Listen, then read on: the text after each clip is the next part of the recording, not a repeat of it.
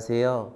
알록달록 산호정원 꾸미기를 주제로 오늘 이야기를 들려줄 대전 동문초 교사 이정호입니다. 오늘은 그림책 알바는 100살 앞부분을 읽고 알록달록 산호정원에 대해 알아보는 시간을 준비했습니다. 이것이 책 표지인데요. 주인공 알바는 가운데 나와 있는 흰 점이 박힌 주황색 물고기입니다. 저자인 라라 호소는 알래스카 해안에서 잡힌 250살 된 볼락에게서 영감을 받았다고 합니다. 책 제목에서 알 수 있듯이 알바는 100살이나 되었다고 합니다. 알록달록 표지에서 여러분들은 무엇이 보이나요? 크고 작은 물고기, 수초, 불가사리, 해초, 산호 등 다양한 생물들을 볼 수 있네요. 정말 아름답죠? 어떤 이야기가 펼쳐질지 앞부분을 선생님이 읽어주겠습니다. 그림을 함께 보며 잘 들어주세요. 어느 작고 조용한 마을 앞에 눈부시게 푸른 바다가 펼쳐져 있었어요. 그 바닷속 따스한 곳 밑에는 무엇이 있을까요? 짜잔! 산호도시가 있었답니다. 반짝이는 물고기들은 요리조리 날쌔게 헤엄치고 신기한 생물들이 은신처로 숨바꼭질하기도 했지요. 왁자지껄한 도시 한복판에서 어린 주황색 물고기 알바가 헤엄치고 있었어요. 알바는 점이 촘촘하게 난 오래된 소라 껍데기에 살았어요. 알바와 소라 껍데기를 찾았나요? 알바는 아름다운 것들을 모았어요. 난 보는 눈이 있어. 알바는 늘 이렇게 말하곤 했지요. 매년 생일에는 더욱 특별한 것들을 모았답니다.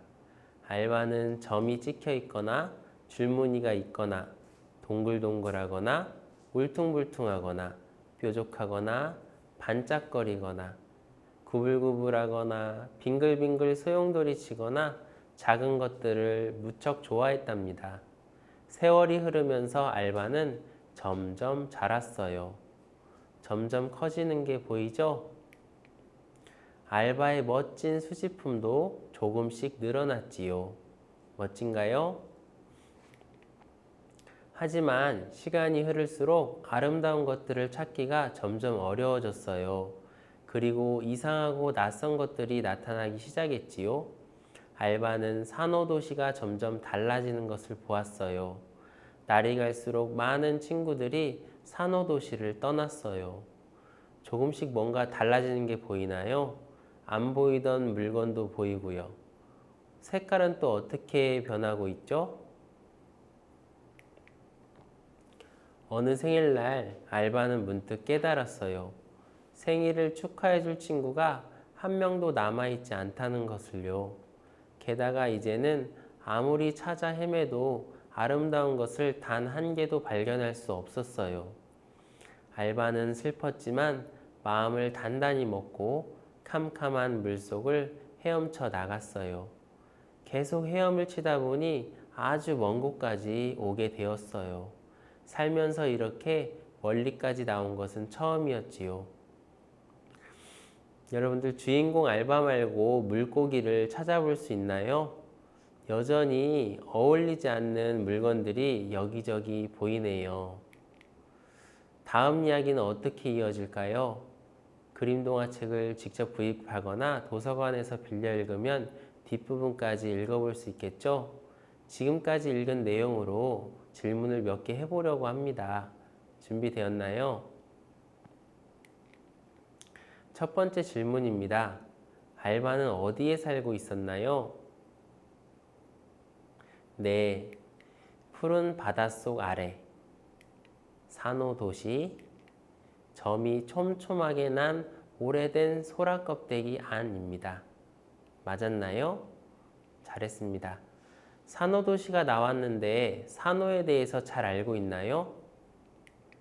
산호도시 또는 산호정원이라고 할 수 있는 바닷속 영상을 살펴보면서 산호에 대해 알아봅시다.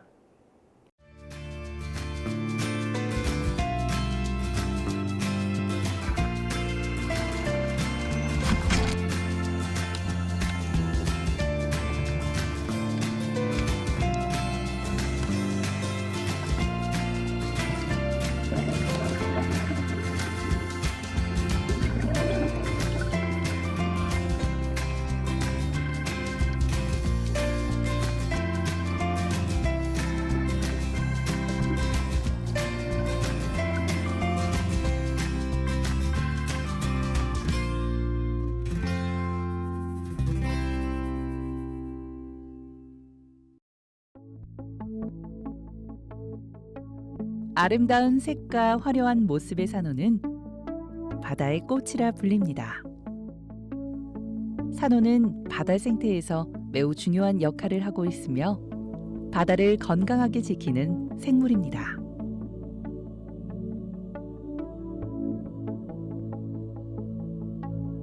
식물이나 무생물로 생각하는 경우도 있지만 산호는 자포동물문 산호충강에 속하는 동물입니다.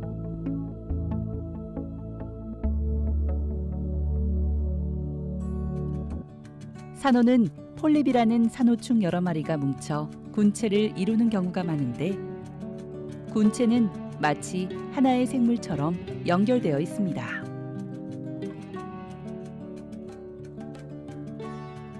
폴립에는 먹이를 잡는 촉수가 있으며 촉수에는 독이 들어있는 자포가 있습니다.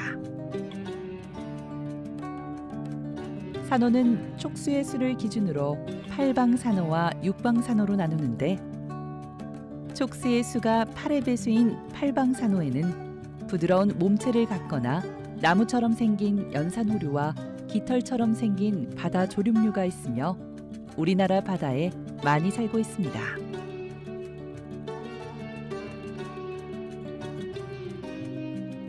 촉수의 수가 6의 배수인 6방산호에는 돌산호, 말미잘, 해송이 있습니다. 대표적인 6방산호인 돌산호는 주로 열대, 아열대 지역에 많이 살며 연산호와 달리 석회질의 단단한 골격을 만드는데 이것이 오랜 세월 쌓이면 산호가 만든 섬인 산호초가 됩니다. 말미잘은 다른 산호와 달리 군체가 아니라 폴립 하나로 이루어진 단체이며 얕은 조간대부터 깊은 바닥까지 넓게 분포하고 있습니다. 산호는 촉수의 독침으로 먹이를 마비시켜 잡아먹습니다. 큰 먹이도 먹을 수 있지만 보통은 작은 동물 플랑크톤을 잡아먹습니다.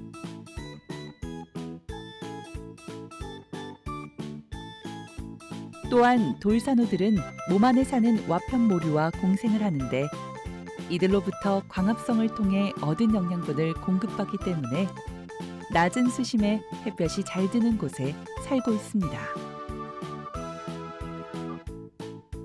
산호는 다양한 생물과 공생하거나 서식지를 제공하여 생물 다양성이나 바다 생태계 유지에 큰 영향을 미치는 중요한 생물입니다.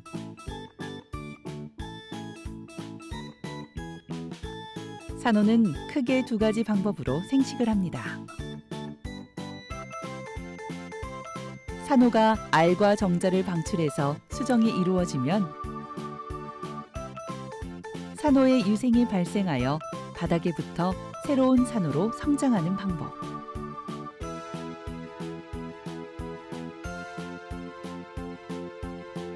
산호의 세포나 군체가 갈라져 나와 성장하는 방법이 있습니다. 이 두 가지 방법은 환경이나 필요에 의해 선택되는 것으로 알려져 있습니다. 산호는 따뜻한 열대부터 깊고 추운 바다까지 다양하게 분포하고 있으며 우리나라에서는 제주도를 포함한 남해와 동해에 많이 서식합니다. 최근엔 해수온 상승의 영향으로 제주도에 살고 있는 연산호와 돌산호의 서식지가 북쪽으로 확대되고 있습니다. 전 세계적으로는 기후변화와 산성화로 인해 열대지방의 산호초가 빠르게 파괴되고 있는 반면 우리나라에서는 오히려 돌산호류가 늘어나 해양 생태의 변화를 겪고 있으며 개발, 오염 및 무분별한 어로 활동으로 인해 서식지가 파괴되고 산호가 피해를 입고 있습니다.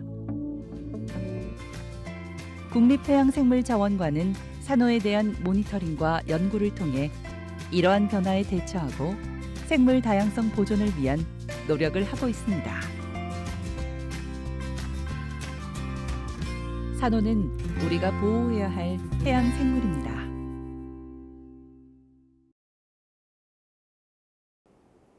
산호에 대해 정리해보면 산호는 수심이 얕은 바다 밑에 사는 동물이고 산호초는 바닥에 석회질 골격을 쌓아 군체를 이루어 사는 것을 말합니다.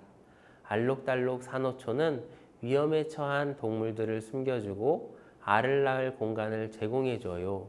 거센 파도가 바닷가로 휘몰아치는 것도 막아준답니다. 두 번째 질문입니다. 알바가 사는 산호도시에 어떤 변화가 생겼나요? 네, 바다 쓰레기로 오염이 되어 활기 넘치던 산호와 수초들이 빛을 잃어갔어요. 물고기 친구들도 산호도시를 떠나갔답니다. 알바의 다음 이야기는 어떻게 펼쳐질까요? 알바는 한 소녀를 만나게 되고요. 소녀는 알바가 되돌아갈 수 있도록 바다를 살리기 위해 마을 사람들과 노력해 나갑니다. 결국 바다는 다시 깨끗해져서 알바와 친구들이 알록달록 산호도시에서 행복하게 살았다고 합니다. 다행히 해피엔딩이죠? 우리가 알바와 물속 친구들을 위해 할 수 있는 일은 무엇일까요? 네, 플라스틱 제품을 적게 사용합니다.